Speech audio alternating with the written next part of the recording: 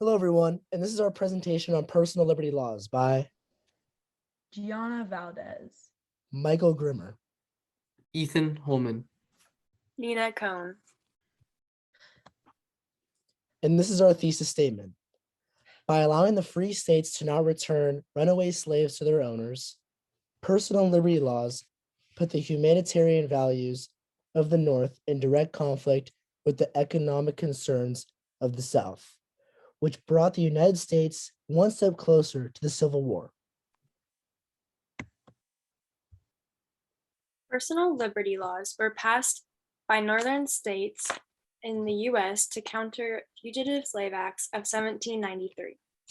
This protected African Americans from being asserted as fugitive slaves. Some northern states passed laws to forbid state authorities to capture and return fugitives. Most of the North were abolitionists who did not like slavery. Northern states guaranteed jury trial and authorized discipline for illegal perjury against supposed fugitives. Most southern states wanted to keep slaves because their economy was linked to plantations. Slave owners thought it was their right to own slaves. What are these laws? Between 1780 and 1859, the free northern states passed personal liberty statutes that guarded African Americans from kidnapping and being identified as runaway slaves. It is important to emphasize the words behind personal liberty laws. The word personal meaning every person, and liberty meaning freedom. The northern states wanted equality throughout the country. Immediate effects. Soon after the personal liberty laws were created by abolitionists, tensions immediately began to rise even more than ever within the debate of if slavery should be legal or not. Quote, abolitionists in the northern states not only made it harder for southern slave owners to illegally capture freedmen under the guise of recapturing slaves, but they also made it harder to recapture actual fugitives. The personal liberty laws were created in order to uphold the liberty aspect that was written into the Constitution. The almost immediate effects of the personal liberty laws were that slaves had a form of protection from slave owners of slave states. They prevented slave owners from recapturing their slaves if they fled to a free state.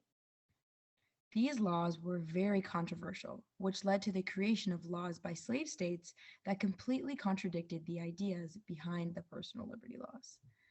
The Compromise of 1850 was a clapback by the Southern states, which included a new Fugitive Slave Act that made recapturing slaves a federal government issue rather than an individual state issue. The federal government then began to appoint commissioners who had legal rights to recapture a slave. The constant back and forth between the two opposing sides made it hard to have a secure set of laws. This just made a never-ending cycle, which eventually led them to the Civil War. Long-term effects of the personal liberty laws.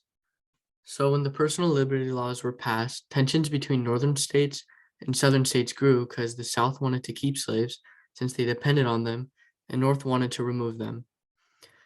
After the American Revolution, slavery in the northern states started to die out and slavery became unprofitable for them. The North also started to believe that slavery was corrupt. Southern states based their economy off plantations and major cash crops such as cotton, sugarcane, and tobacco. And to farm these cash crops, they depended on human slavery to farm these crops. So to maintain their economy and keep their money coming in, they needed to keep slavery. And that is the end.